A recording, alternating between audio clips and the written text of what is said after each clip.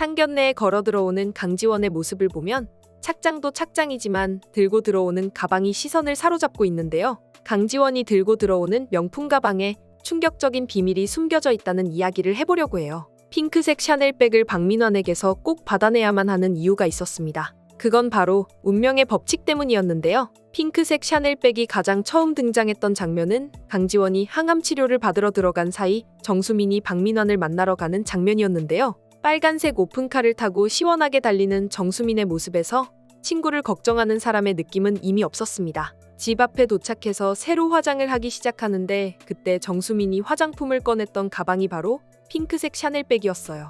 박민환의 불륜 상대가 정수민이라는 게 처음으로 밝혀지는 순간이었는데요. 정수민은 박민환에게 뛰어가면서 가방을 던져버렸습니다. 그리고 정말 보기 불쾌한 장면들이 이어졌는데요. 이때부터 핑크색 샤넬백이 계속해서 등장할 거라는 복선을 깔고 있었습니다. 강지원이 정수민과 박민환의 불륜을 목격하고 나서야 정수민이 얼마나 뻔뻔한 인간 말종인지를 확인할 수 있었는데요. 이제 와서 뭘 어떻게, 살 사람은 살아야지. 넌 어차피 죽을 거잖아. 왜 이렇게 항상 넌 너만 생각해? 정수민의 말은 두 번째 인생을 살게 된 강지원의 뇌리 속에 여전한 트라우마로 남아 있었습니다. 그 말을 들은 강지원이 온몸에 힘이 없는 말기암 환자였는데도 일어나려는 정수민을 붙잡고 마구 때리기 시작했는데요. 그때 강지원이 붙잡았던 게 정수민의 핑크색 샤넬백이었습니다. 강지원이 그걸 다시 본 것은 동창회에 나가기 위해 유희영과 쇼핑을 하던 때였어요. 가방도 사야 하지 않겠냐는 이야기를 하다가 죽기 전에 봤던 핑크색 샤넬백을 본 거였는데요.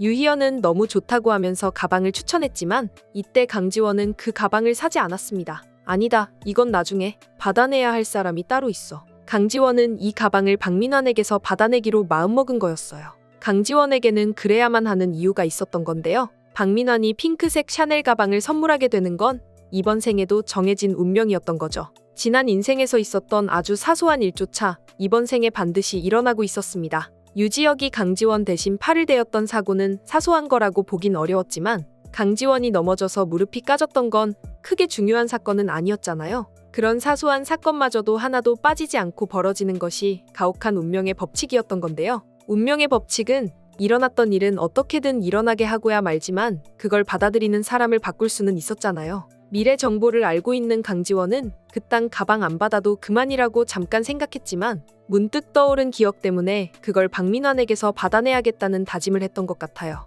그 기억은 바로 이전 생에서 죽기 직전에 박민환과 정수민이 나눈 끔찍한 대화였습니다. 근데 자기는 진짜 똑똑한 것 같아.